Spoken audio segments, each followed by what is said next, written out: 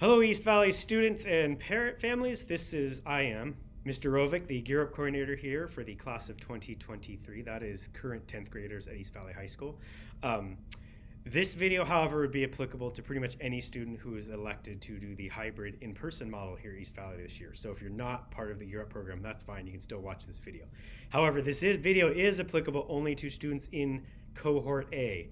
Generally speaking, that is students with last names A through K. However, there are exceptions. Some people ask to be changed, so don't just assume if you're A through K that you were in Cohort A. Hopefully you should have been informed of what cohort you're in. So if you're in Cohort A, follow along. If you're in Cohort B, go find the other video with Cohort B. So Cohort A, how will your school week look like beginning next Monday? You get to start out the first students back in the building in person on Monday. It is in-person instruction for you. One of the things you'll notice looking at this schedule is a little different. You're not attending all your classes. On Monday, you'll just be going to first, second, third, and you'll also be doing your advisory class. They are 90 minutes long, so they are a little longer, but you get the chance to just see three teachers.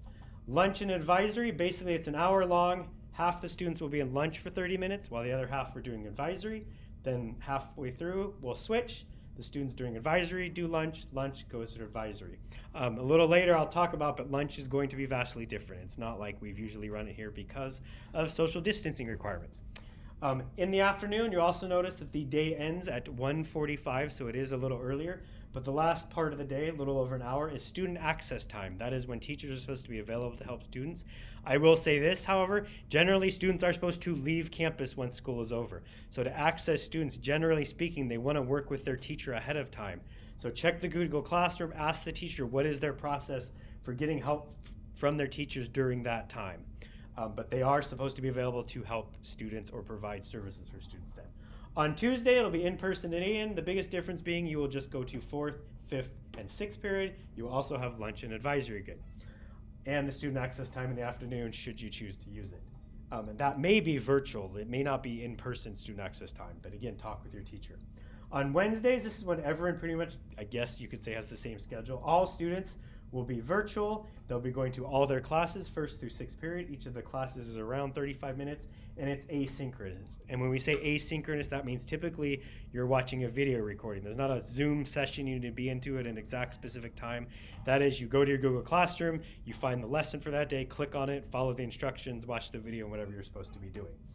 And again, that is 1st through 6th period. And again, there's student access time from 12 to 2:30.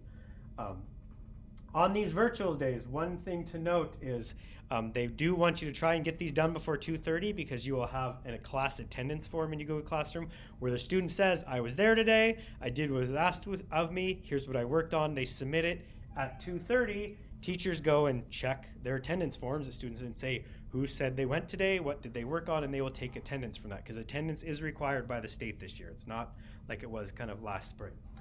On Thursday, you will go virtual, but you will only be attending 3 classes, 1st, 2nd, and 3rd period. They will be a little longer, actually significantly longer, 90 minutes each. And again, we're asking that you try and do those before 2:30 so that you can submit your attendance form and students can count you. And then on Friday, you will have 4th, 5th, and 6th. Again, these are all asynchronous, so log into your Google Classroom, find out the lesson, the video, the lesson for the day is, follow along, do that, have those done before 2:30. You can do whichever classes you want in whichever order. We just ask you try and get them done before 2:30 and make sure you fill out your attendance form. And then again, there's student access time in the afternoon. So that's it for your schedule. I'm sure you have lots of questions like how's lunch going to work. I have another video you can find. Hopefully it's closely related to this. That says how the average day is going to flow. So hopefully you find that helpful. Take care.